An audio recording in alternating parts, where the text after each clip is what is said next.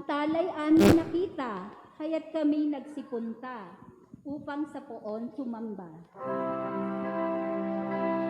Alleluia,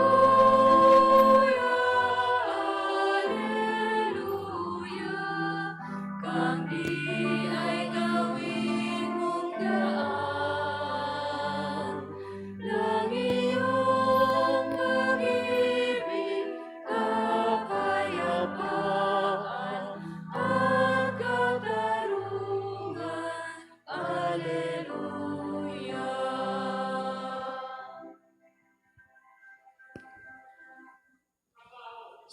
Sumainyo ang Panginoon. At sumainyo rin. Ang mabuting balita ng Panginoon ayon kay San Mateo. Papuri sa iyo, Panginoon.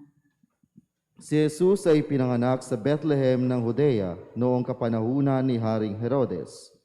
Dumating naman sa Jerusalem ang ilang pantas mula sa silangan at nagtatanong-tanong doon, nasaan ang ipinanganak na hari ng mga Hudyo? Nakita namin sa silangan ang kanyang tala at naparito kami upang sambahin siya. Nang mabalitaan ito ni Haring Herodes, siya'y naligalig, gayon din ang buong Jerusalem. Kaya tinipon niya ang lahat ng punong saserdote at mga eskriba sa Israel at itinanong sa kanila kung saan ipinanganak ang Mesiyas. Sa Bethlehem po ng Judea, tugon nila. Ganito ang sinulat ng propeta, at ikaw, Bethlehem, sa lupain ng Huda, ay hindi nga huli sa mga pangunahing bayan ng Huda, sapagkat sa iyo lilitaw ang isang pinuno na mamahala sa aking bayang Israel. Nang mabatid ito, lihim na ipinatawag ni Herodes sa mga pantas at itinanong kung kailan lumitaw ang tala. At pinalakad niya silang patungong Jerusalem matapos pagbilinan ng ganito. Humayo kayo at inyong hanaping mabuti ang sanggol. Kapag inyong natagpuan, ibalita agad ninyo sa akin upang ako ay makasamba sa kanya. At lumakad na nga ang mga pantas. Muli silang pinangunahan ng talang nakita nila sa silangan hanggang sa sumapit ito sa tapat ng kinaroroonan ng bata. Gayon na lamang ang galak ng mga pantas na makita ang tala. Pagpasok sa bahay, nakita nila ang bata sa piling ng kanyang inang si Maria. Lumapit sila at nagpatira pa at sinamba ang bata.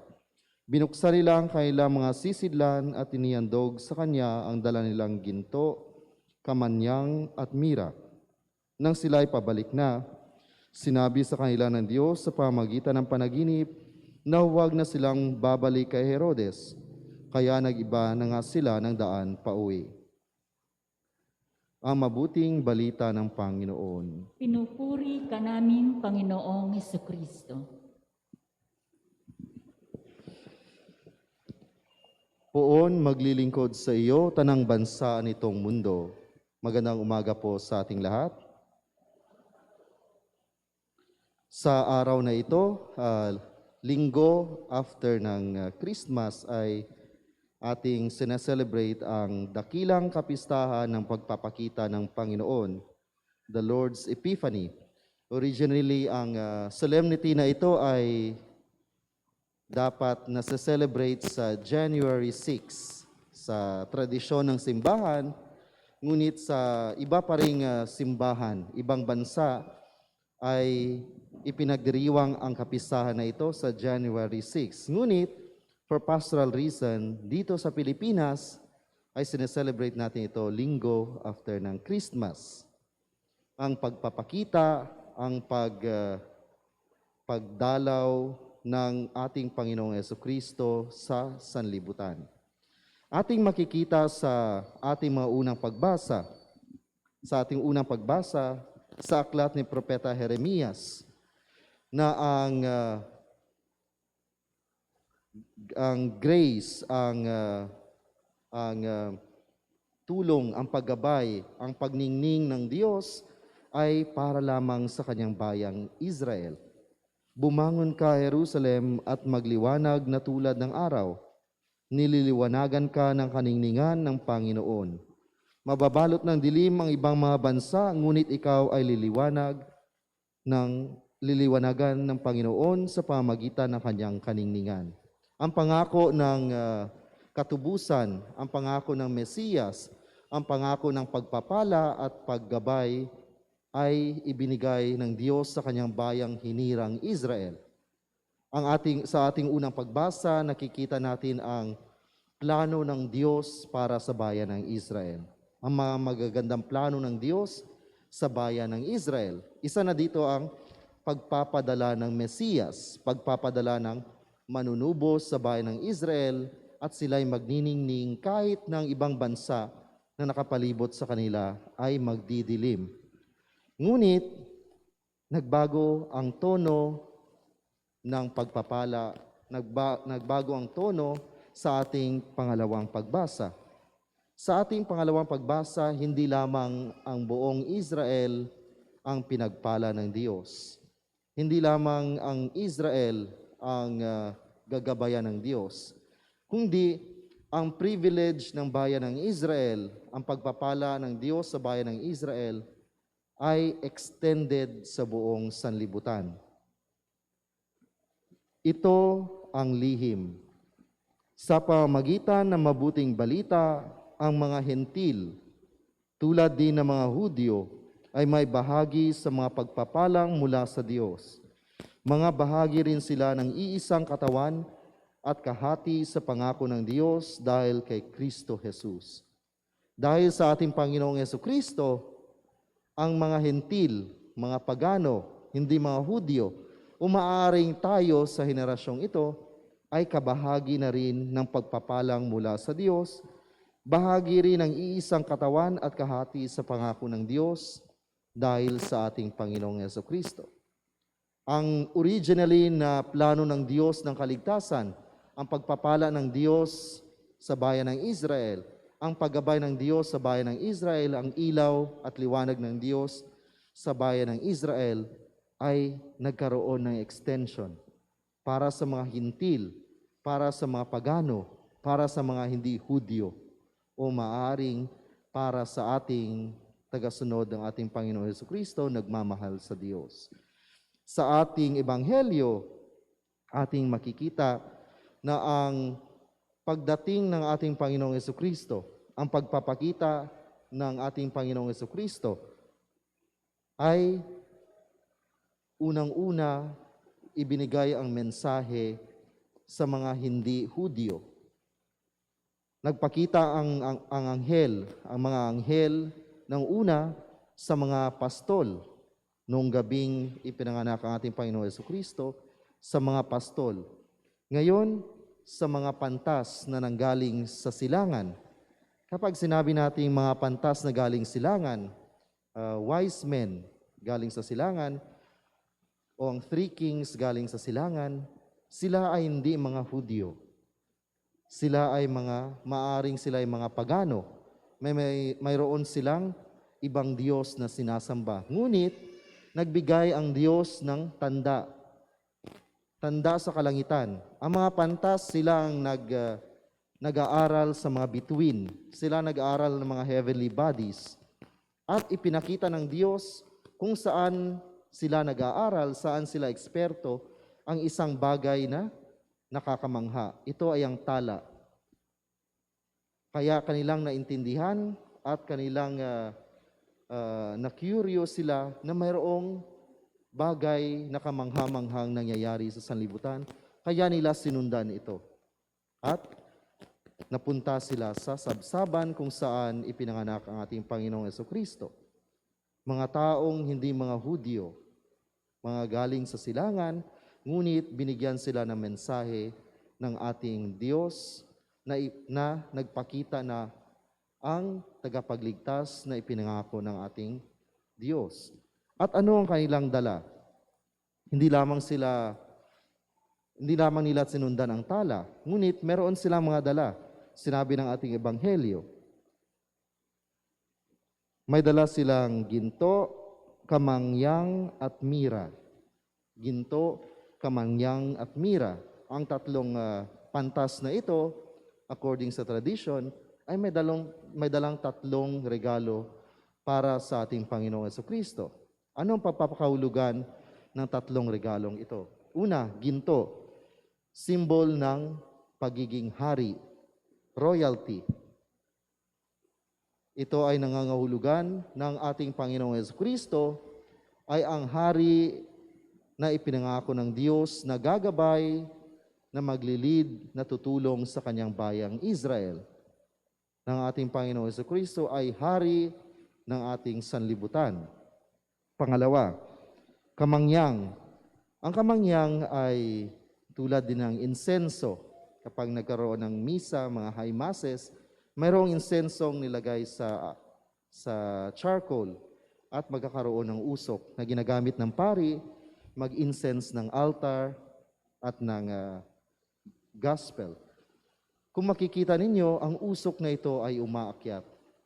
Ito ay nagsisimbolo ng pagkapari ng ating Panginoong Jesucristo. Sinabi din sa New Testament ng ating Panginoong Jesucristo ay pari tulad ng pagkapari ni Melchizedek sa Old Testament. Ang ating Panginoong Jesucristo ay isa ding pari. Ano ang ginagawa ng pari?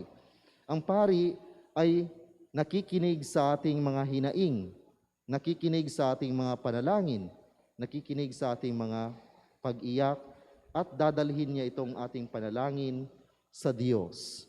Tulad ng usok ng insenso na umaakyat, iniaakyat din ng ating Panginoong Jesucristo ang ating mga panalangin sa Diyos. Pangatlo, mira. Ang mira ay sort of ointment na ginagamit sa pag-imbalsama. Kapag namatay ang mga tao noon, nilalagyan nila ng ointment ang buong katawan na mira upang hindi mapabilis ang decomposition, hindi agad maagnas ang katawan.